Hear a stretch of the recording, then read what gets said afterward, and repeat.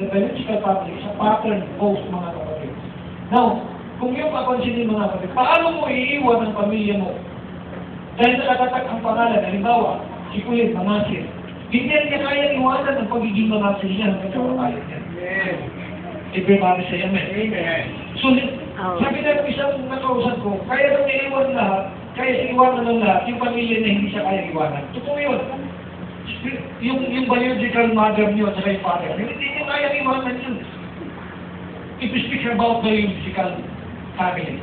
Kasi ako, anak ko ni Dapel, hindi ko pwede tanggal yun dahil markiso ang dala ko. Pero pag pinag-usapan na natin ang spiritual family, mga kapatid, mismo si Brother Branham, sinabi niya mga, I am no longer son of Ella and Charles Branham. Speak about spiritual family. Kaya pag naintindihan mo, na bahagi ka ng pamilya mo, pamilya na ito, iniisip mong pamilya to, hindi mo kailanman iiwan to. Yes. Then pamilya mo to eh. Kahit anong mangyari, ito ang karamay mo. Amen? Amen. Ito ang, kasi parang ang tao madali pagbalik ng reliyon, madaling umalis, madaling yung mag-iwan. Totoo yun. Kasi hindi mo iniisip na pamilya, salamat ko sa word mo ba, nakuha ko yung pinaka-value ng pamilya. Ang value of family. At nasagot ko yung freedom and independence. So, na-search ko yun. So, nabigay natin yung tamang kasagutan. Ngayon, meron na assignment ulit. What is the difference about freedom and liberty?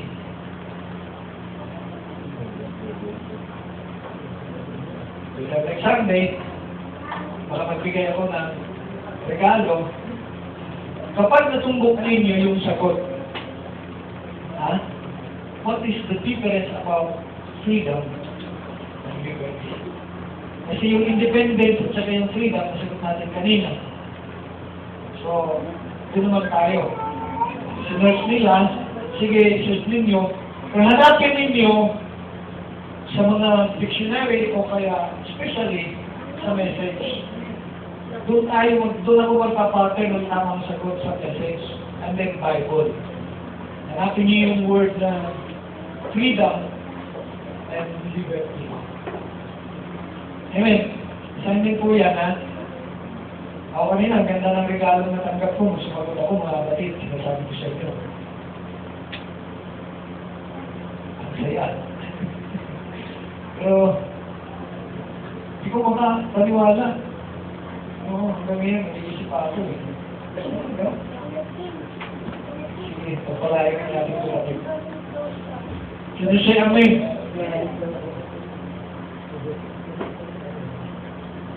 Salamat sa Lord. So, dito tayo sa ating pinaka-topic at bibigyan niyo ako ng isang tamang panahon dito ay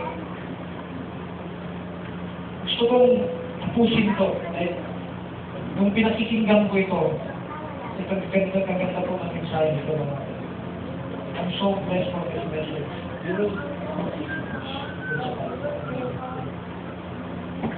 Wala po pa tayo? Coming back to earth. Matapos ni Brad kanina, dahil sa limitadong oras, binigyan niya ako ng introduction sa mensahe nito. Pakinggan niyo maligid, be with me until I finish this preaching. 1 Corinthians chapter 13, verse 8. Sabi ni Brad kanina, huwag daw kayong matakot yumaman. Pero alam niyo ba, takot akong yumaman? Takot akong yumaman, Brad? Hindi siya dahil hindi ko alam kung paano gusto yung pera. Takot akong yumaman dahil yun ang mangyayari. Sinabi ng Bible, ang bagay na kinatatakutan ninyo ay siyang mangyayari sa inyo. Takot ka rin ba, Brad? Sige, matakot na tayong yumaman, ha? Simula ngayon, matakot kayong yumaman. Dahil meron po ako narinig na tao, natatakot daw siya maghirap. Ayaw niyang bumalik sa hirap, ayaw niyang bumalik ng dukha. Pero ito nangyayari. Amen. Kasi ang sabi ni Solomon, ang bagay na kinatatakutan ninyo, Amen. nangyayari sa inyo. Kaya simula ngayon, matakot kayong yumaman. Dahil yun ang mangyayari. Pero pag tayo yumaman na, alam na natin ang bagay na dapat ating gawin. Kaya natin hawakan ng pera. Hindi tayo pwedeng hawakan ng pera. Tandaan ng pera yan. Hindi tayo pwedeng baguhin at lukuhin at dayain ng pera. Sapagkat ang pera ay siyang ating hawakan at alam natin kung saan natin siya gagamitin. Alam natin ang ministry ng Lord ang priority natin. Amen. Second priority is ourselves, but the first priority is the ministry of the Lord. Pag ginawa ninyo yan, alam natin ang lubos na pagpapala ng Diyos siyang gagawin sa atin. Charity never faileth, but whether there be a prophecies, they shall fail. Kung may propesya, ito ay mapifail. Whether there be tongues, they shall cease. That word, kung mayroon mang panungusap na salita, ay nawawala rin ito. Whether there be knowledge, it shall vanish away. Because knowledge ay nakukuha ninyo sa pamamagitan ng pag-aaral ninyo. For we know in part and we prophesy in part. But when the which is perfect, God is perfect. God is perfect, He is perfect because your Father in heaven is perfect. So when that which is perfect is gone, dumating na ba ang perfect sa buhay natin? Amen. Then that which is in part shall done away. Amen. So, kung papansinin natin mga kapatid, ang isang exhortation according to the revelation of Paul, na kung dumating man daw yung sakdal, then that which is in part, yung bahagi, I shall be done away. There's a mention about the prophet in 1962 and Gabriel's instructions to Daniel. We have been now 4 months in the study of the book of Revelation of the prophet. The revelation of Jesus Christ. We have gone through the church ages. Look at that. We have gone through the church ages. The first 3 chapters of Revelation, the first, second, third, and chapter of Revelation, Papasukin niyo yung mga bata. the first 3 chapters of Revelation was the church ages. Ipart natin ang book of Revelation. The first chapter of book of Revelation is the church ages. Then John was caught up in the 4th and 5th chapter and was shown things that was to be hereafter. So if you are raptured in the 4th chapter and the 5th chapter, ay makita natin ipinakita ng Diyos yung mga bagay na dapat nating makita. Are you with me? So sa madaling salita mga kapatid, ipinaliliwanag sa atin na kung tayo ay na-rapture, mga kapatid, hallelujah, makikita natin yung mga bagay na hindi nakita ng tao sa mundo ito. We see those things that was to be hereafter. So yan ang ipinaliwanag ng prophet that the book of Revelation, hallelujah, ay ibinahagi sa atin na dumaan ng 7 church ages. First, pakita ko sa inyo mamaya ng diagram. Hallelujah. And the 4th and 5th chapter ay pinakita sa atin ang lahat and we are already raptured. Now, on the 6th chapter, we come down into the earth again to see things. David says that we go from the 6th chapter, the first verse, to the 19th chapter, hallelujah, and the 21st verse, hallelujah, in the book of Revelation. So, sa madaling salita, chapter 6, verse 1, mga kapatid, ibinalik sa lupa, coming back to earth. And in the 19th chapter, verse 21 verse, doon ipinakita, mababasa natin mamaya yan, yung book chapter 19 mga kapatid, ay muna ipaliwanag, na doon ipinapakita ng Lord, ipinarinig ng Lord ang lahat, ipinakita ng Diyos ang lahat, mga kapatid, kaya sa madaling salita, walang misteryo sa tunay na nanampalataya. Hallelujah. Amen. In here comes in the seals, plagues, wounds, locusts, the woman in the south, the casting out of the red dragon, the sealing away of the 144,000, and all these things. So doon, ibinahagi, mga kapatid, ang selyo, ang hatol, ang mga masamang bagay na mangyayari, maging ang mga lobos, maging ang babae na nakatayo, mga kapatid, sa araw. Kung iisipin ng tao, lahat yan ay sinisipalit niya. But not us. Hindi natin yan iniisa-isa. Makakita tayo ng babae na nakatayo, meron mga ganun, babae na nakatayo doon sa araw. Wala mong ganun. Right? In the future home, the prophet said in 1964, Enoch,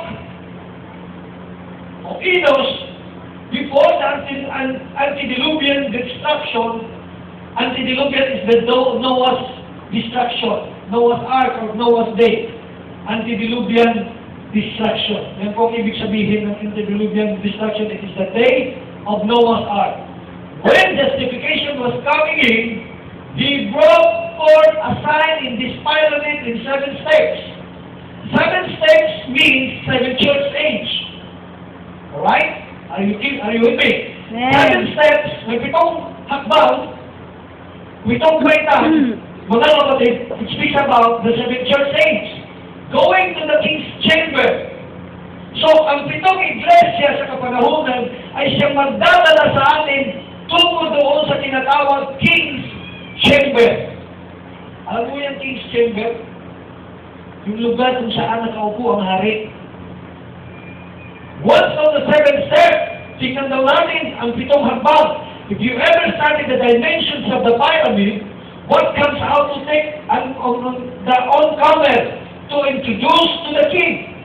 Whose station that is standing there, and you'll see the day you're living in the pyramid.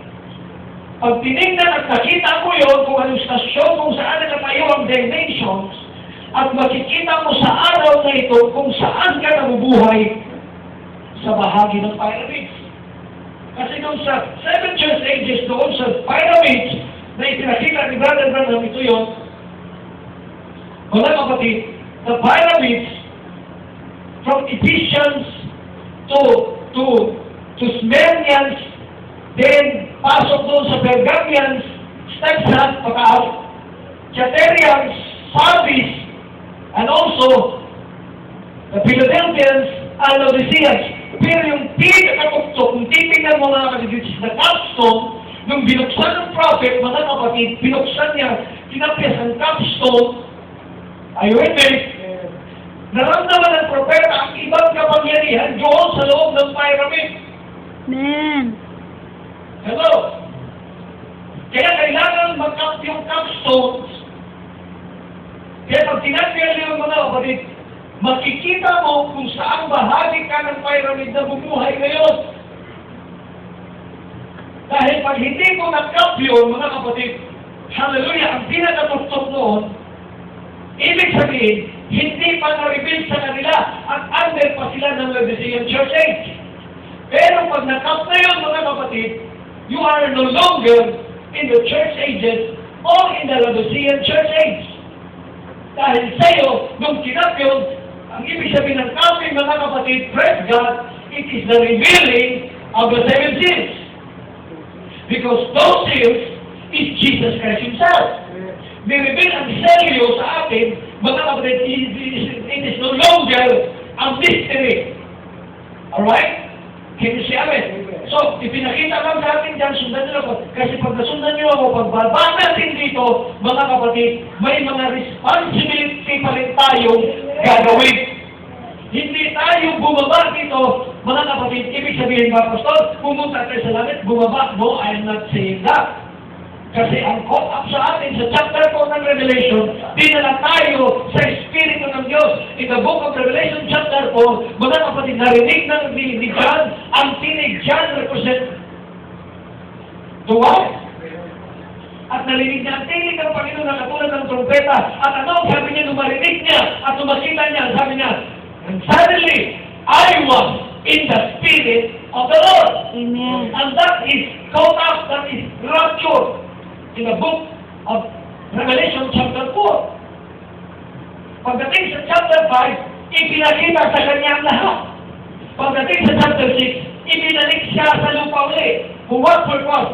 To do the ministry of the Lord. Amen. Prophesy again. Preach again. We have that responsibility again. Hindi po kami ka na, wala ka ng responsibility. Mas lalong marami. Amen! Can you say amen? So makita natin yung process ng 7 church ages in the book of Revelation chapter 1 and 2 and 3 speak about the 7 church age. Alright?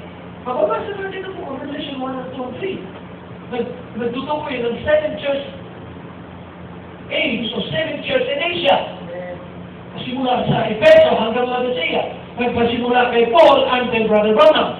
Dahil kapag ang isang denomination hindi na sumaybayan to, blind sila sa lahat na nangyayari ngayon. Hindi nila makikita kung anong kalooban ng Diyos. Kaya nga sabi ni Paul, mga kapatid sa Romans 10 verse 2, be not conformed to this world, dahil ang world na ito, mga kapatid, ay walang nalalaman. Totoo yan. Dahil nung dumating ang Panginoon, although nagbabasa sila ng Biblia, hindi nila naintindihan ang binabasa nila. Are you with me? Be not conformed to this world, but be transformed by the renewing of your mind, that you may know what is good and perfect will of God. Can you say amen? Yan po ang malinaw. What is good, ano ang mabuti, at tunay na kalooban ng Diyos. Alam niyo ba ang kalooban ng Diyos? Yes. Dahil kung ikaw ay isang Kristiyano at hindi mo alam ang kalooban ng Diyos, bulag kang Kristiyano ka. Amen. Kaya nga meron pa nagsasabi, knowing the perfect will of God. Bakit ka ba ngayon? Inaalam mo pa kung anong kalooban ng Diyos sa buhay mo?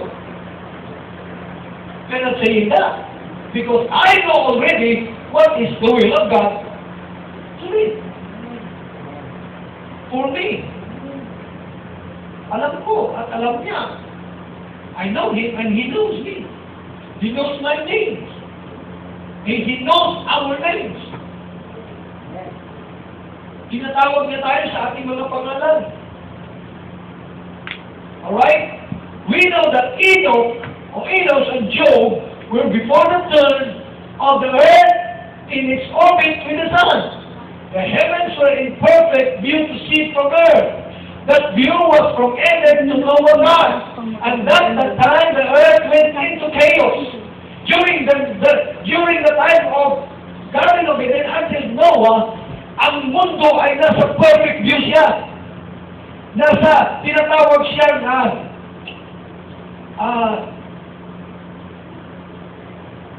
tawag yung ginamit na term dyan.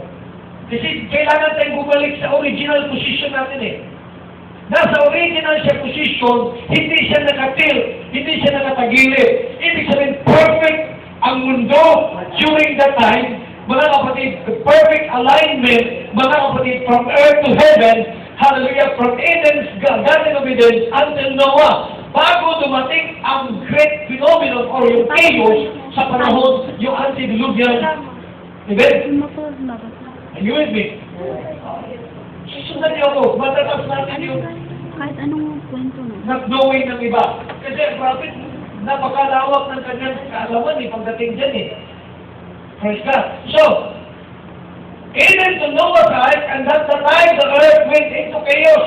And dumating ang chaos, marami. The heavenly bodies were not aligned to you from earth as in its prior manner.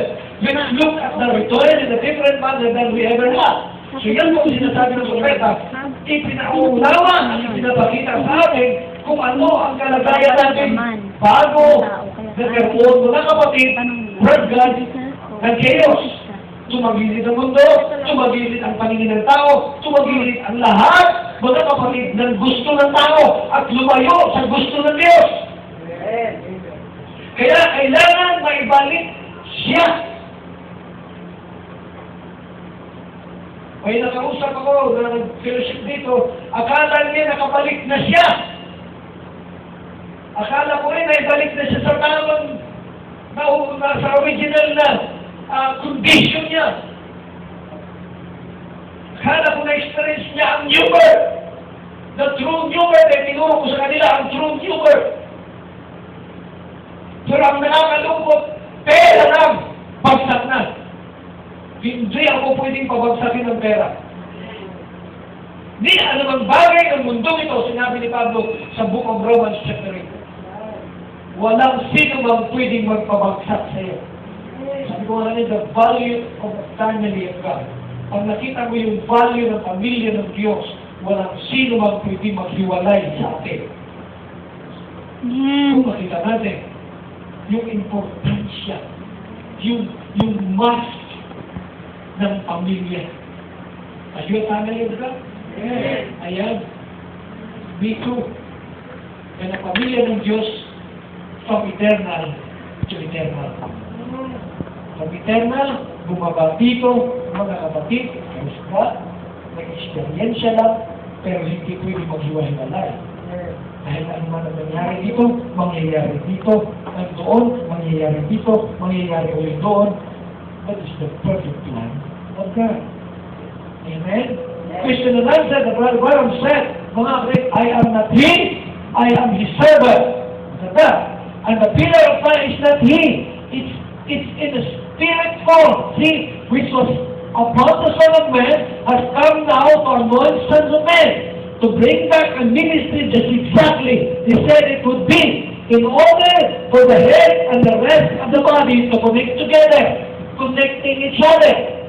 Hello? They abide with the cord that cannot be broken. Alright? Hallelujah! Connecting to each other. May connection tayo sa isa't isa. Hindi, ulitin ko, hindi tayo rito para magsilipan ng isa't sa isa. Hindi tayo nandito upang magbakayan sa isa't isa. Hindi tayo nandito para mag-awayan sa isa't isa. We have a connection.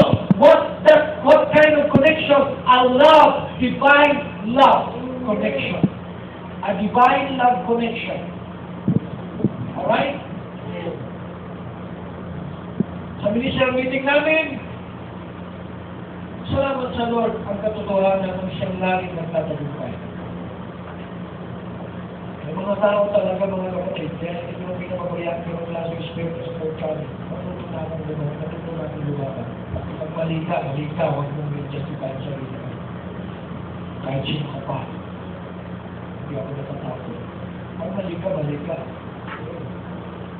Hindi mo pwede gawin tama ang mali. Right? Kasi pag ginawa mong tama ang mali, sabi na ko sa aming kapatid, siya ang mali. Once ang tao kasi na nagtuturo siya ang tama, siya ang mali, delikado na. Wala na siya sa tamang konsepto ng Diyos. Okay. Dahil ang sabi ng Bible, pag munisipin ang sarili mo mataas kaysa iba. That's right. Amen. Amen? Huwag mo na isipin ang sarili mo na mataas kaysa iba. Amen. Kaya pag inisip mo na mataas ang sarili mo kaysa iba, that is inferiority complex. Amen. Alright? Sino siya amen? Amen. Sa madaling salita, tinuturuan talaga tayo ng Lord. Be humble. That's God. But be one as a servant. Amen. Wais ito. Amen. Pero hindi ako mayabang. That's right. Sino siya amen? Amen. Kasi, pag wais ka, ito lang ang advice ko sa inyo. Pag may kakausapin kayong tao, kumuha kayo ng isa pa, dalawa, 2 or 3 witness. Dalhin mo sa kanya. Sabi talaga ng Bible, kung sino man merong trespasses, pumunta ka sa kanya, pero magdala ka ng 3 witness. Dahil ano ba mapag-usapan ninyo? Pag hindi yung nai-record ng tama, lalabas, ikaw ang hindi maganda. Amen. Ako ba? Kaya ginawa ko mga kapatid, kumuha ko ng isang pastor, sinama ko ang bishop. Ministerial meeting, wala silang karapatan ng bawat dahil meron ako kasangga. Kasangga ko ang lagi. Alam mo, ang tunay na kaibigan, ano ba ang estado ng buhay hindi kaibigan? Oh, ang tunay na kaibigan, papatunayan ko ngayon. Hindi, I'm just, sorry, I'm not sorry customer. Noon, magkakabaka kami ng ugali. At yun, napatunayan ko. tunay siyang kaibigan. Hindi niya ako iniwan sa ere. Kung ano napag-usapan niyo, ano napag-usapan. Amen. Hindi ako iniwan. Tinatanong na ako, siya ang sumasagot. Dalawa kami. Sa madaling salita mga kapatid, may kaibigan kasi pagdating sa kipitan, nasa likod mo ako. At sa likod ko pinagsasalita. Iniiwang ka. Bahala ka dyan. Basta nasa likod mo ako. Walang magagawa ito sa likod kita. Humarap ka! Amen! Ayun eh. Kaya, salamat sa Lord, meron tayo maging klase pastor. Meron ka naman akala mo kaibigan, pero hindi mo kaya magbibigay sa'yo ng pabon. Ano mo ba kaibigan mo? Pero ang gusto niya, pabon lahat sa kanya. Hindi tunay na kaibigan. Amen. Living for Dahil others. ha, ano ba ang tunay na kaibigan? Living for others. Yan ang tunay na kaibigan. Hindi iniisip ang kanyang sarili lamang. Ate Colleen. Hindi siya mo. Binibigay ko lang kayo ng tip. Binibigyan ko kayo ng isang tawang konsepto. Dahil akala mo may kaibigan ka tapat sa'yo, pero isang araw, pag oras ng kagibigan, iiwag ka. Pero may kaibigan talaga, totoo yan mga kapatid, kahit ang mga oras. Ilalaman ka. Are you with me? Amen. In paragraph 117, just like the pyramid as it was built, and we find in that pyramid, they never did get, hallelujah, the headstone of it. Hindi nila nakuha yung capstone, yung headstone. Why? The headstones yet to come. Sabi ng prophet, sa kanyang panahon, the headstones yet to come. Darating pa lang. Pero wala na tayo sa panahon ni Brother Branham. Brother Branham, namatay na po siya, hallelujah, almost 50 years o 45 years na patay o 50 years from 1965 namatay po ang prophet, hallelujah, si Brother Branham, kaya hindi na po tayo mga belongs doon sa ministry because the ministry of Brother Branham is in the second coming ministry which is the Son of God. Amen. Pinipel lang ni Brother Branham ang mga tao para i-translate o i-transform o i-travel o i-dalhin doon. Mga kapatid, because Brother Branham is the firstborn of this message. The seven steps in the pyramid will go through that someday, sabi ng prophet. We'll go through that someday. And I just like to show you how it really is perfectly with the scripture. Papakita ko sa inyo. Perfectly with the scripture. Amen. Pyramid, have individual baptism, individual mountain passion, at religious intellect. So, hindi ko pwede ipaliwanag ng gusto yan. I-press ko na yan. Mga kapatid. So, dimensions, seven years ages, seven of the structure of a perfect man. Sino makapag-quote sa inyo ng seven structure of a perfect man?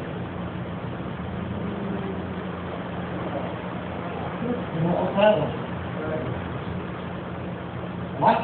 1, 2, 3, 4, 5. Meron po yan. The seven structure of a perfect man. Kasama po yung virtue, sama dyan. Kalimutan ko rin.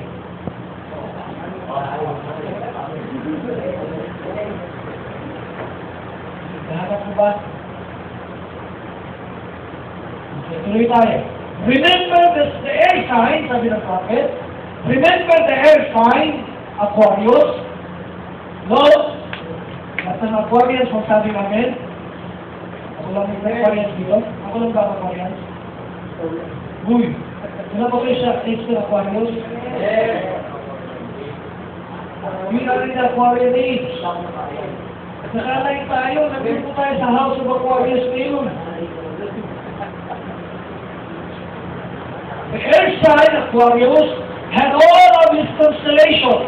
The water bearer. Hallelujah. Are you with me? The Aquarius is the water bearer. We are in a quarry age now. Pegasus and Cygnus all pointing to the earth in action. Alam niyo ba dito si Cygnus? Yung swan? Alright? Hallelujah. So, Libra was the crowning after the suffering. Sa narinig natin pag-aral naman, what is the ministry of Libra? Libra is the balancer. Libra is the fivefold ministry. Are you with me? Binabalance natin lahat.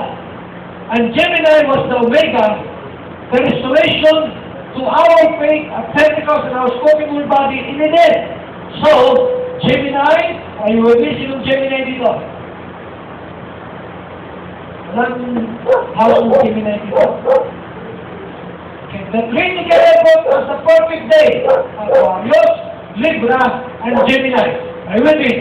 Listen ko, the three together brought to us the perfect day. When the perfect is come, this is the perfect day because the perfect is already come. Aquarius, Libra, and Gemini.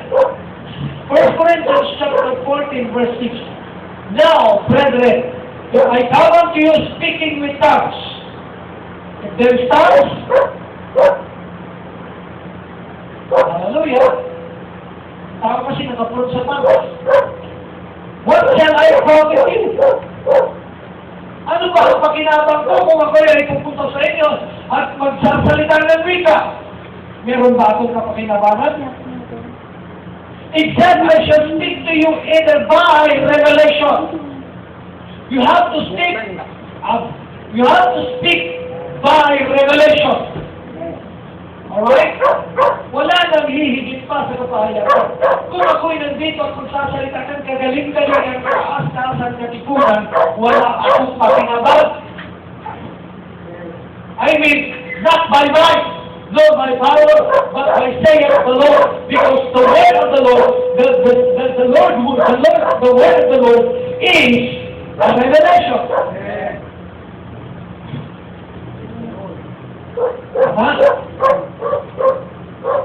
Ano ba? Ano ba ng pakinabang mo? Dadali ko kayo sa sabi ni Paul, I am not come to you by the knowledge of man. Dahil ayaw ko na ang inyong mga pananampalataya ay masalig sa kaluluwa ng tao. But I come to you by the demonstration of the Spirit, demonstration of the Holy Ghost, that your faith is not set in the wisdom of man, but in the Spirit of God.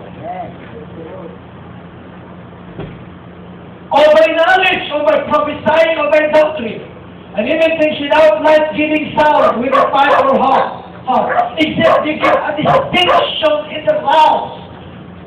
We have to know the distinct sound of the message. Amen. How shall it be known what is pipe or harp? For if the trumpet give an uncertain sound, who shall prepare himself to the battle? You know what is battle? Battle of human spirit. We are still battling, tayo ay patuloy pa rin nakikipagbaga sa ating mga human spirit. Sino may human spirit dito? Amen. Hindi ako naniniwala na wala kang human spirit. As long as I am in this body, my human spirit is still there. Patuloy pa rin ako nakikipag-away sa kanya, nakikipaglaban sa kanya. Now, we have to know, kailangan natin maunawaan, malaman ang distinct sounds. Right. Hindi niya yung distinct sounds ng message nyo? Kaya sabi ni David mga kapatid, sing unto the Lord a new song. Sing unto the Lord, O earth, a new song. What is song? Song. What is sound? Message. What is message? Jesus Christ, God Himself. Are you with me? Kapag na-identify mo na ang tunog, ay harp o ay trumpet, mga kapatid, alam mo kung paano ka lumaban. Amen. Di ba ang sound ng trumpet dalawa ang sound ng trumpet sa Israel? It is for feasting or battle. mamaya, ang trumpeta pala, tumunog para magkain. Takot ka na armas mo, mga kapatid. Takot ka dito. Kasi yung pala, kakain lang pala yung mga tao. Ayun.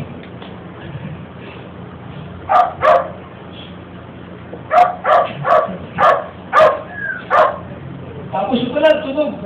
Kaya, kuha ka na ng kutsara mo, panarin ba? Sabihin nung namin, kami kaya ka dito, makainin kita. So likewise, ye exactly happen, for the tongue words easy to be understood. How shall it be known what is spoken? For ye shall speak into the air. Okay? Ano ba yung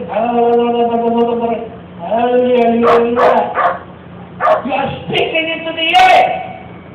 You are strengthening yourself, not the body. Gusto na yung dilawaya. Ito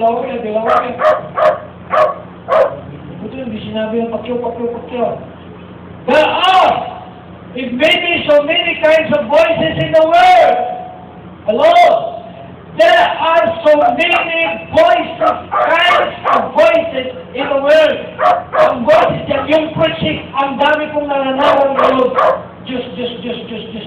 Lahat na lang, Diyos. Sana mainom kayo lahat. So many voices. Di ba? Are you with me? Amen. It may be so many kinds of voices. Ang dami kong turo, ang daming doktrina, ang dami kong nananarawin. Iba-iba.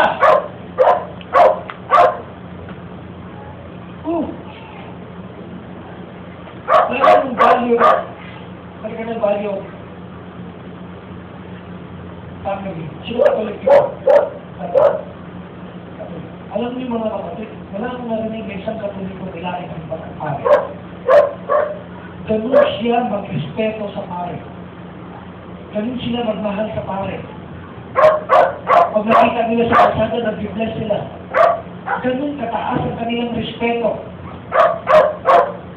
Oo ba? Yes. Pero marami akong narinig na nais ng Pasko. Amen. Totoo yan. Bakit? Wala silang respeto sa Pasko na hindi isip na ama nila doon. Pero bakit tinawag Father? Dahil ang tingin nila doon sa pare, tatay. Right. Kaya hindi sila nagsasalita. Napakagandang attitude yun na dapat natin makita. Amen. That is the value of a family.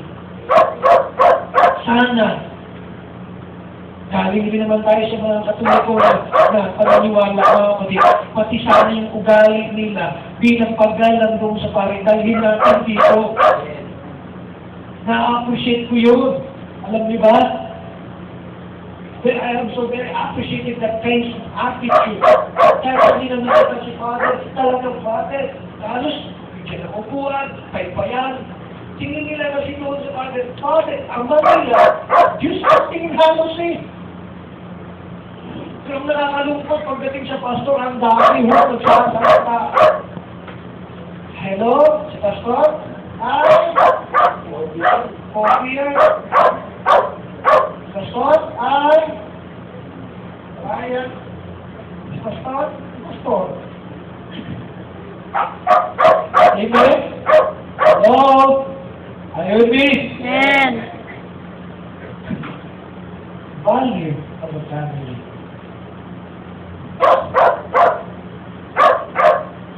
Therefore, sabi ko ng prophet, saan ba tayo na? There are going to be many such kinds of voices in the world, and none of them is without signification. Therefore, if I know without signification, what is signification? Marami silang sinasabi, pero walang natutumbok, walang ebidensya. Sabi ng Bisaya, walang ebidensya.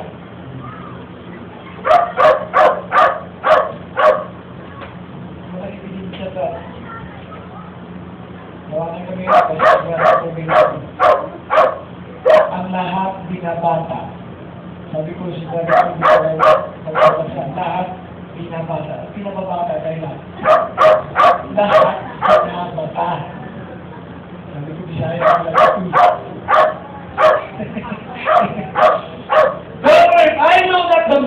of the voices, if I know not the meaning of the voices, I shall be out to him the speaketh of Bavaria. Kapag hindi mo alam ang distinct sound ng tinig ng iyong mensahe, sabi ni Pablo, katulad ka rin naman ng isang barbaro. And he that speaketh shall be a barbarian unto me. Kaya mo sa tayo, hindi ko naiintindihan yung sinasabi mo. Even so, for as much as ye have zealous of spiritual gifts, seek ye that ye excel the dignified of the church. Hanapin niyo lagi ang kagitibay ng katawan ni Kristo. Wala kayo ibang hanapin kundi ang ikatitibay ng katawan ni Kristo. Ayun me. What is it then? I will pray with the Spirit, and I will pray with understanding also. And I will sing with the Spirit, and I will sing with understanding also. I will.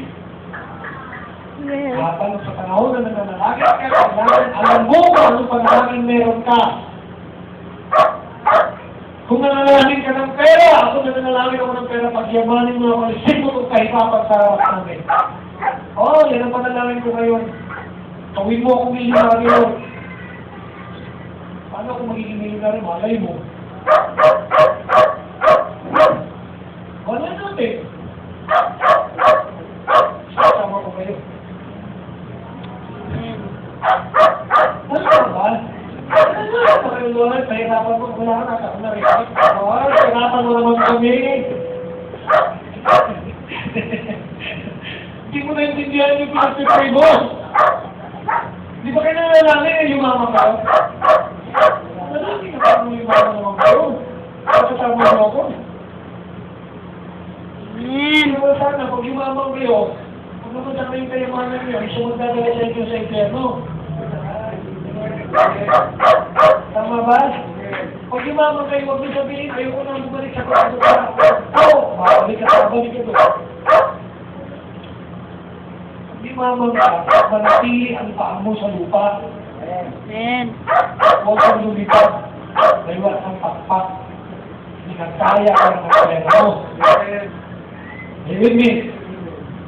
Ako kasi nagyaman ng Lord. Hindi siguro ko mga kapatid ang pato na kaapat sa lupa. Alam mo lupa sa tubig.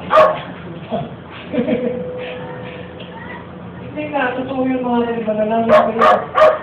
Sanang manalangin kayo, dapat manalangin kayo with understanding. If you pray, do it by understanding. If you sing, do it by understanding. Are you with me? Para mo nawa ka ng Lord. Ano ba sinasabi mo? Lord, bigyan mo ng ganito. Anong ganito? Para kayo naman sa lakas sa tanan mo. Kasi yung ni ano eh. Puro ano. Puro ano eh. Okay, are you with me? Yet in the church, amen. I had rather speak 5 words with understanding, that by my voice I might teach others also that 10,000 of words in an unknown tongue.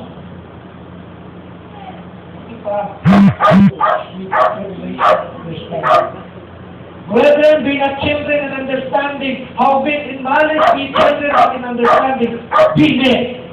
Ang ibig sabihin, be not children in understanding, don't accept, sabi ni Brother Don, do not accept whatever man says to you. Don't accept, gagalit ka. But don't stop telling this, don't stop preaching and telling this message to them. Di na upset. Kasi, mga kapatid, marami ako sa salita. Kahit nga dito, sa ating, masasama natin. Kaya mo, nakakatakot sa yung tinuturo natin dito. Magpapariwara daw kayo. Come on. Kaya hindi ako titigil para sabihin sa kanila ang mensahe ito. Hindi ako pwede magalit. With me. Revelation chapter 19, ito yung sinasabi ko nila. And after these things, I heard a great voice of much people in heaven. Much people in heaven. Where is heaven? Where is heaven now? Narinig niyo Juan ng mga tao, malaking tinig mula sa langit. Nasaan ang langit? Narinig ni Juan, yaong mga sumisigaw na nasa loob niya. Amen. Wala doon. I'm not talking somewhere beyond the blue. I am talking heavens inside of me. Yung sinabi, narinig ni Juan ang tinig doon sa langit. Mga kapatid, much people. Kaya nga, mga kapatid, hindi natin tingnan ng mga intervention. Ibig sabihin, ikaw ang sixth dimension. Pag namatay ka kapatid, nasa iyo. Sabi ni Juan, narinig na niya eh. Sa alis, nasa iyo. Pastor Binagosa, nasa iyo. Lahat siya, nasa iyo. Pag pinag-usapan natin dimensional, huwag mo akong tingnan na. Saan lumusot galing din sa pulyuti ng utak ko? Karnal ka. Can you say amen? Kasi may pastor kasi nagano isang pastor natin, ibig sabihin si Pastor Alex na sa'yo, saan siya sumuot dyan sa tumbong? Sabi natin, karnal ka. Kasi nakatingin ka sa nakikita mo lang. We are speak, Brother Branham teach us about dimensional living. So, hindi kami nagsasalita, hallelujah, by our carnality minded. If I say, the sixth dimension is in me, I speak about Jesus Christ. Where is Jesus now? Is in me. Where is heaven? Sabi ni Jesus Christ, nasa inyo. So, narinig ni John ang tinig na maraming tao na nasa langit. Kaya tatanungin natin, nasaan ang langit? Amen. Sinabi ni Jesus Christ sa Luke 17:20-21, ang langit ay nasa iyo. Saying, hallelujah, salvation and glory and honor and power unto the Lord. Ang praise the Lord, di pa nakasalog ko, labi nagpupuri sa Diyos. Amen. Kaya nga yung walang langit sa buhay, hindi marunong magpuri sa Diyos. Amen?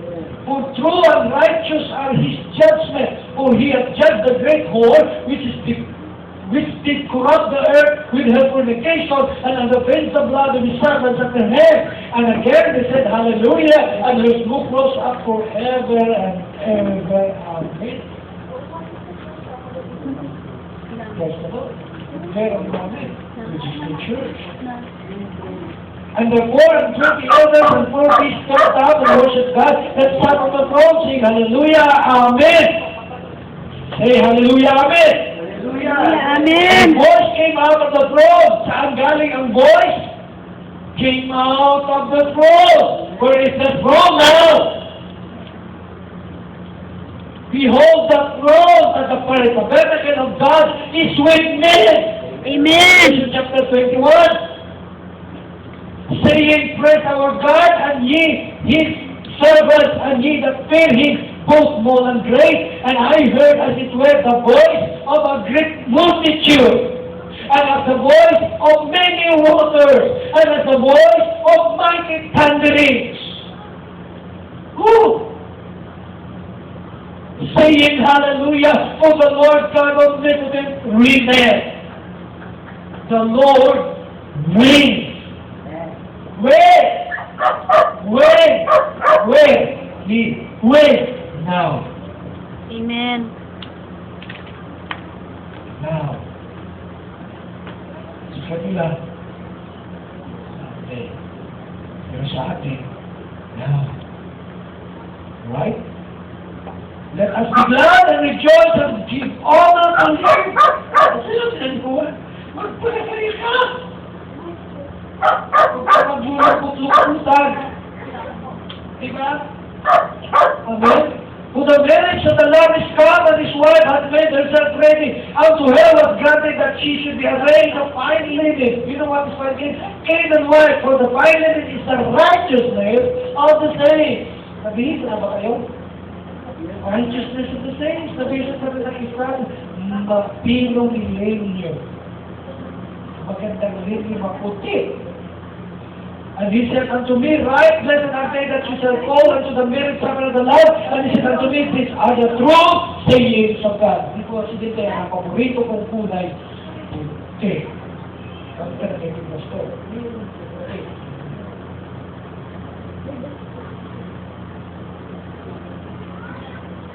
And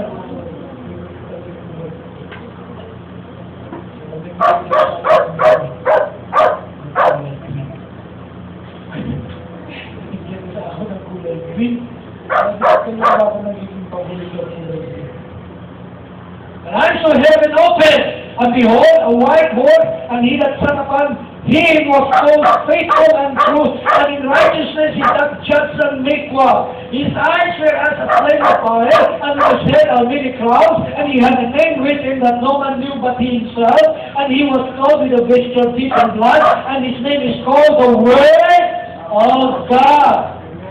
What does all that this represent in our return to it? Ano ba ang ibig sabihin ng binasa natin?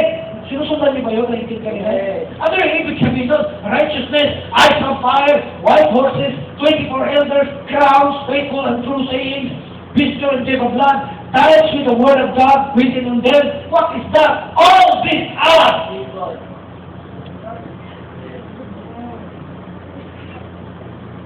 what it is?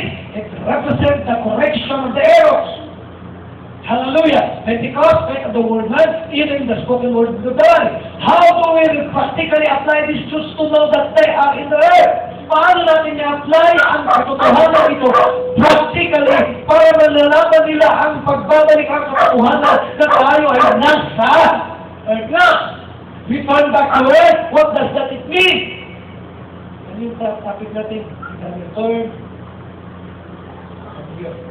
These things are people who passed through the water and through the fire and now are living in the air while walking on the earth. We are the fulfillment of the elements. Kung nasundan ninyo ang dimensional living, lumampas tayo sa fire side. Sino ang fire side? Pisces? Diba? Are you with me? Fire side. And then, mga kapatid, water sign, yung zodiac. Then, living in the air sign, coming back to the air sign. Yes. Amen. Apat kasi, di ba? Passing through the water sign, hallelujah, these people are who pass through the water sign, and through the fire sign. We are speaking about signing in ages. We are passing from the water sign, the water age, then going into the fire sign and living in the air side. We are in the air side and going back into the earth side. Masusundan niyo ba ako? Amen. Ano daw kayong nabubuhay ngayon? Air side. I'm going back into the earth side. All this is better now. One for all for one. Alright? We are the coming of the Lord. Are you? Amen. Okay? We are the coming of the Lord. Are you? Amen. And we come back to the earth. What did John see when he returned to the scene of earth? He saw the human spirit settled in the trumpet. He saw a people who needed revelation and understanding, and they needed the errors to be corrected. Medyo, ang kasunod nito, medyo mabibigat na kapatid ang bibitawan ko. Are you ready now? Amen. Nakabalik ka na, di ba? Now, this is our responsibility. The correcting of the error is the way that we will use those great things in Revelation 19. The word corrects the error. Ibig sabihin, pag gumalik ka sa lupa, may mga error na nangyayari. We accept correction. Do you accept correction? Amen. We accept our perfection. Look at that. Akala ko ba mga perfect na kayo?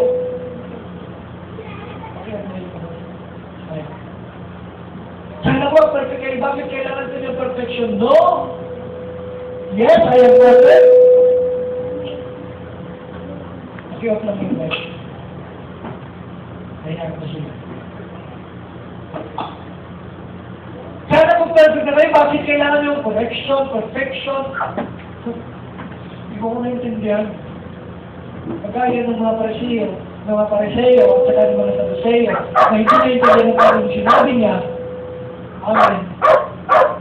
Ang sino mang nakikinig ng aking salita, at gumagawa ng mga bagay na nakasulat, ay mula sa kamatayan, nakalimpo sila sa buhay at hindi nila sila makakaranas sa kanang kamatayan. Naintindihan ba siya? Hindi. As long that you are in the flesh, kailangan mong ikaw. As long that you are in the flesh, kailangan mong perfection. We leave the old system and enter the new system. Ito. Ito na. We return to the lower dimensions and put on our word of the day. We didn't come to destroy the first two testaments, but rather to fulfill them. Are you with me? Amen. Fulfilling your scripture? This is your scripture. We live holy to the very nature within. Because you are holy. Are you holy? Holy at all. And thou? No. God is holy. And God is holy. God is perfect. God is holy. Kaya ikaw, hindi ka na maghuli-hulihan. Kung sa either, huli ka na. Huwag magbanal-banalan kasi mapupunta sa kalangit-langitan.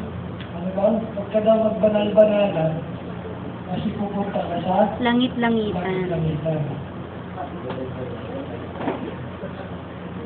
Ano ibig sabihin mo? Sabihin mo, kasi daw ang laro-laruan ay hindi tunay. Talaga. Ang bahay-bahayan ay hindi tunay. Hindi mo yung sa'yo. Right. Huwag ka raw magbanal-banalan dahil pupunta ka sa langit-langitan. Marami kasi mga tao sa mundo nagbabanal-banalan. Kailan naging banal? Pag pumupunta ng church. Pag nahuli mo lalo, mga 24 hours, sorry sa nila. Sa church nila, paglabas ng tingin sa lahat ng mga tao, demonyo.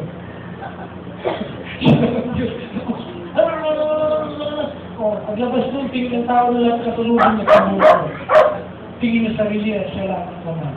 Yan yung po yung nasasabing banal-banalan.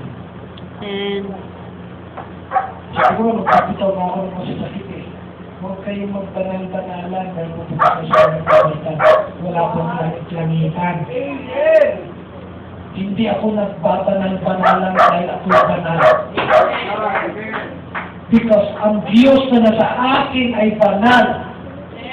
Walang sino man pwede magsabi sa akin, si Pastor hindi yan banal. Si Brother Fernando hindi yan banal. Sino man sa inyo dito, walang pwede magsabi sa inyo na hindi kayo banal. As long as God is in you, sabi, holy to the very nature within. Amen. That is our nature. God's nature. Next, ito, marami tayong masabi sa akin. Pero walang ganyan sa pagkami. We fellowship and accept leadership by the nature within. Yung value ng family. Nakuha kong lesson kasi may mga kapatiran ngayon na naghihiwalay ang sa'yo pastor niya. I hope and I pray na hindi kailan mangyayari dito yun. Pag may pumunta rito, dahil umalis doon sa tatay niya, sa pastor niya, pagpunta rito, ituturo ko sa kanya ang value of a true family. Kung dito ka, isipin mong pamilya ko, at huwag ka na lumayas dito.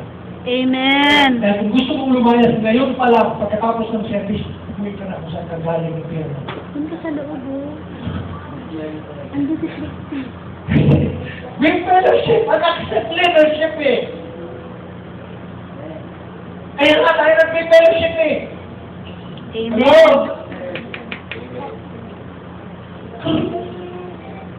Hello? Are you there? We fellowship and accept leadership. Who is your leadership? The Holy Ghost. And where is the Holy Ghost? It's in you. And where is the Holy Ghost? This is the part of ministry. Honor me as I follow Christ. Di ko kayo talhin sa kapahamakan, dadalhin ko kayo sa pagmamahal.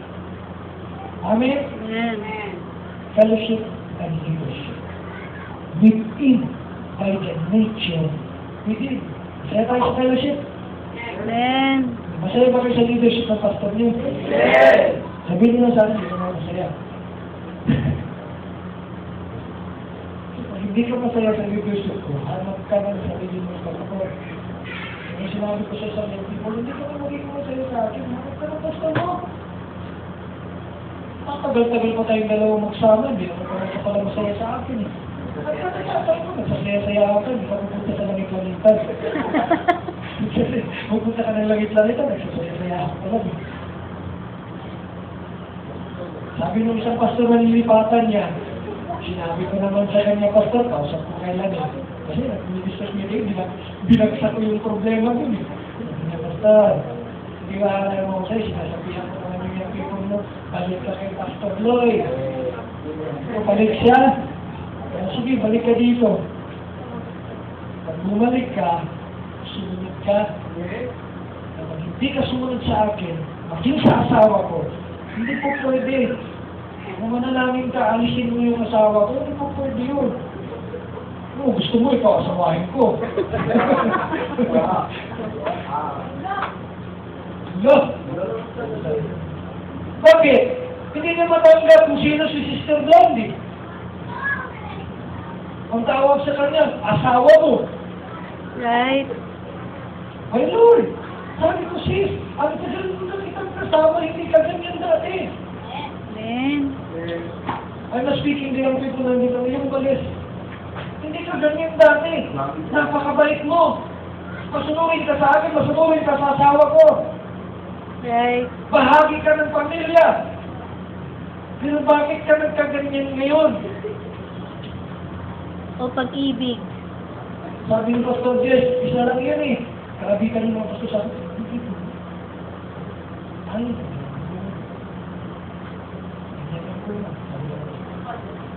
o pag-ibig na makapangyarihan at pumasok sa puso ni naman. Ahamakin lahat, pati si Pastor na sinagkalaman. Amen. Ahamakin lahat, pati si Pastor na sinagkalaman. Totoo. Totoo hindi. Ikaw eh. Patuwing kita eh. Ano? Are you with me? Hindi kayo makaamin ha. Nangangalan kayo ah. Praise the Lord! Lord. Sabi praise the Lord! Praise the Lord!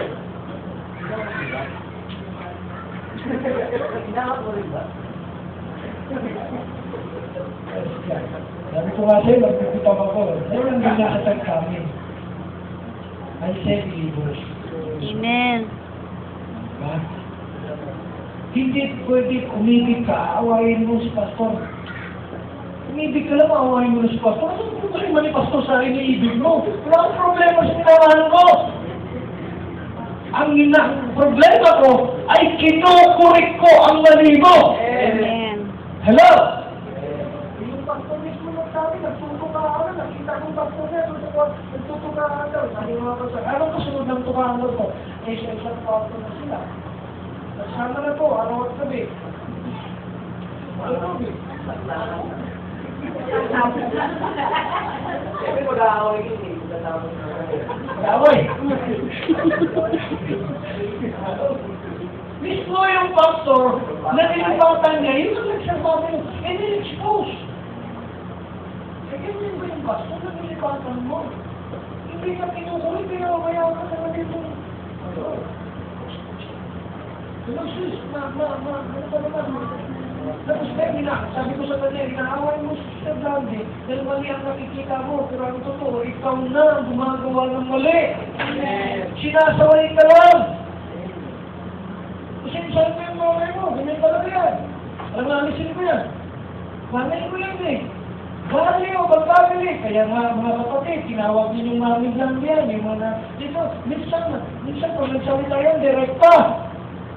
Minsan hindi ko nasasabi niya, ako nahihiya, gusto ko magtago. Pero siya ang spokesperson ko. May mga bagay na hindi ako nabibitawan. Kung nagdidirekta sa inyo yan, una ako nagdidirekta niyan. Kaya kung gusto ko magtago sa lunggamit ka eh. Hello? Yung bagay doon, aalisin ko na siya. No! Lahat yan ang ministry sa family. Are you with me? Yes. Ngayon pa lang, umahalan na tayo sa Krista. Tinanggap ko kayo, tanggapin niyo ako. Kahit sa pamilya tayo. Amen. Amen.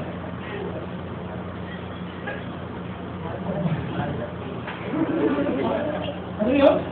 Siya, narinig ka? Narinig na si Kim, ha? Hindi, sabi naman daw ni Kuya. At si Kuya. Tuturo. Handa naman daw siya maghintay. Sabi ko, sino bang naantay mo? Sabihin mo doon sa inaantay mo, 70 years old kayo magpakasal. Tingnan ko kung magpaghintay pa siya. Kahit na maputi na ang buhok niyo. Eh, kung talagang nagmamahalan kayo. Antayin mo siya pag 70 years old na siya. Ilang taon ka na yun, sis?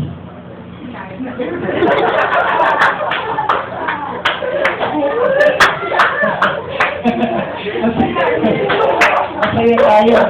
Napakan natin ang Panginoon natin. Masaya kayo ako ng executive kasunod, mas lalong masaya ko. Nag-gospel! Masaya ko. We support the gospel and stop feeling. What? Masahin nyo ba? Happily give our tithes and offerings by the nature within.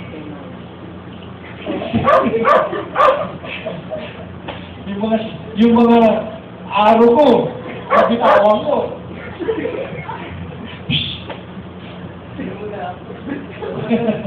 Harap na harap ko doon. You support the gospel. If you give happily your tithes and your offering.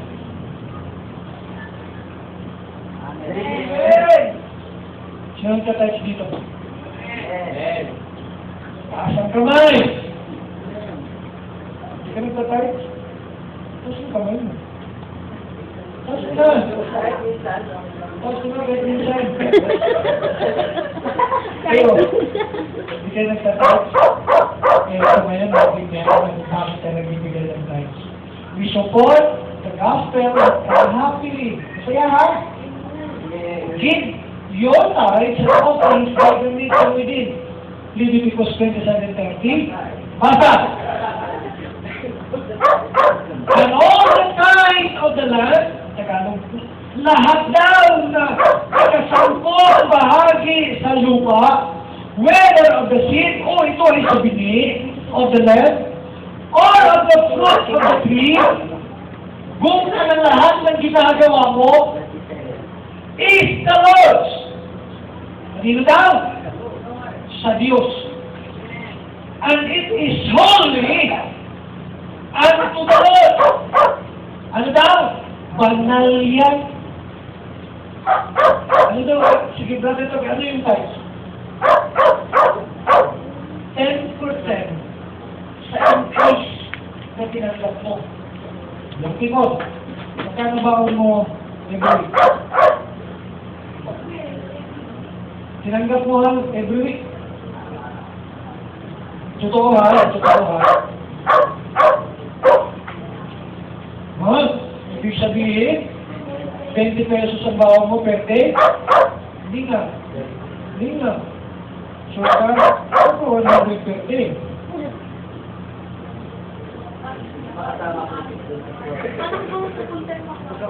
Per week. No, isikin nyo, try mo yan. Ay, 50. Minsan 50 pa. Ano ba? Ano na kung magkano ang baon mo? Kasi tinatanungan dahil kipistip no. Sa 50 pesos. Si Sky, magkano? Si Sky 300 ang araw. 300. 200 per day. wala na sa toxic na square.